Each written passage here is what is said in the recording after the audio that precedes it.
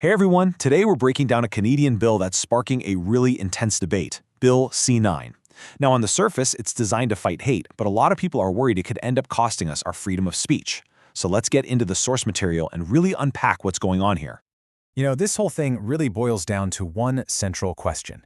How on earth do you write a law that targets an emotion like hatred? It's this really tricky spot where the law, our words, and our feelings all just sort of crash into each other. Okay, so to really get this, there's a fantastic analogy from the source material. Think about traffic laws. We all know there's a specific speed limit, right? Let's say it's 100 kilometers an hour. Super clear. But what if the law just didn't give a number? What if it just said, hey, don't drive too fast? Well, who decides what's too fast? All of a sudden, it's not about a clear rule, it's about an opinion. And that's exactly what critics worry Bill C-9 is doing, replacing a clear, objective standard with a fuzzy, subjective one.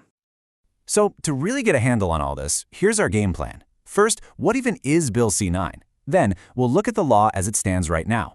After that, we'll dig into the two huge changes it's proposing and why they're causing such a stir. And finally, we'll pull back and look at the bigger picture here, this whole tension between our freedom and our feelings. Okay, so first up, what exactly is Bill C-9? Well, its official name is the Combating Hate Act.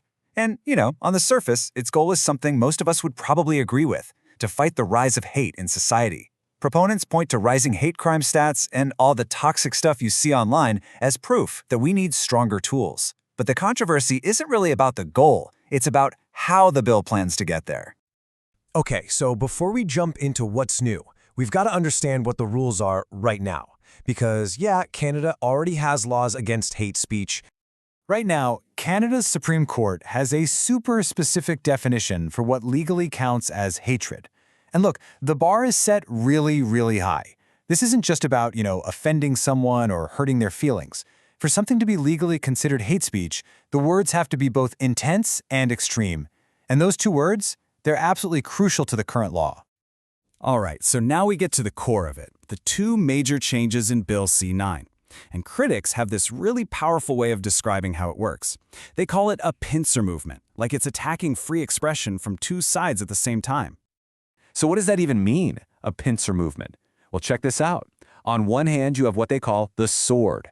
This is a brand new and, as critics see it, much broader definition of hatred. And on the other hand, you have the missing shield. This is where they're getting rid of a legal protection that's been around for a long, long time. So you see the picture they're painting? The bill adds a new weapon and at the exact same time takes away your armor. Okay, let's look closer at that sword, the new definition. See, by using the words vilification and detestation, the bill completely removes those two keywords we just talked about, extreme and intense. And that right there is what has so many legal experts and civil liberties groups really worried. But supporters of the bill, they'd say, well, that's the whole point. They argue the current bar is just too high, and it lets a lot of really harmful speech that detests and vilifies entire groups of people just slip through the cracks. So, this gets us to the main concerns from the people who are against this bill. And to help us all wrap our heads around these pretty complex legal ideas, they use a few really clever analogies.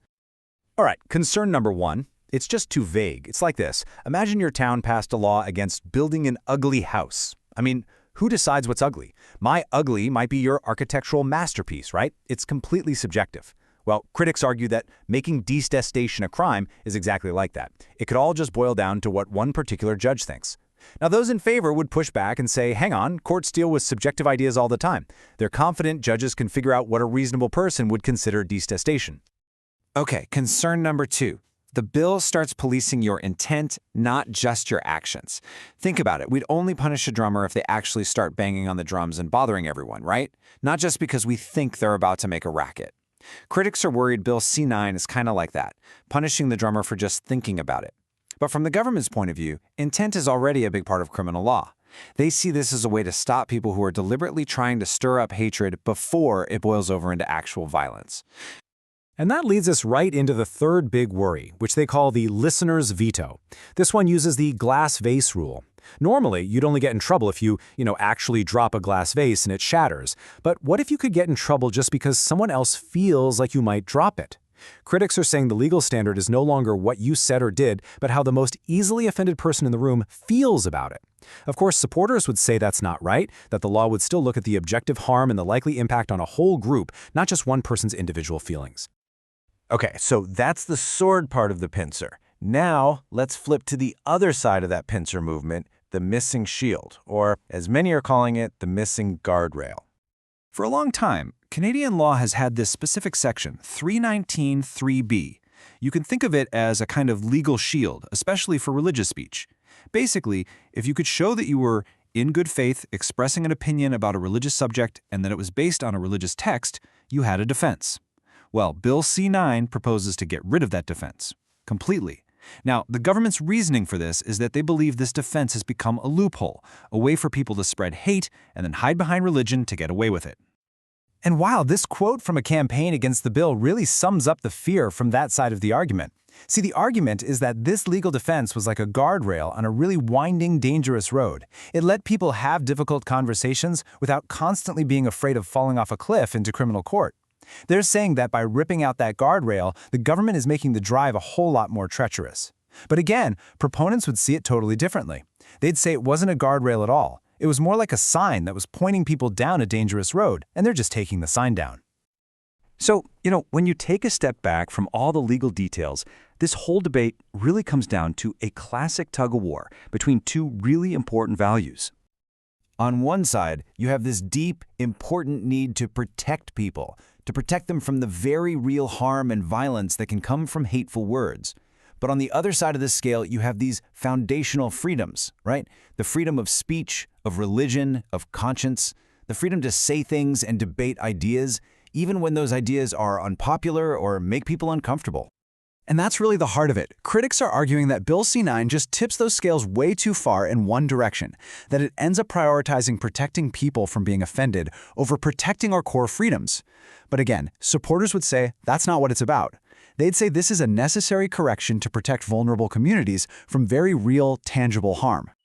And so, this whole thing leaves us right back where we started, with that powerful guardrail metaphor and a really tough question. I mean, in a society like ours, pretty much everyone agrees that we need to protect people from harm. That's a given.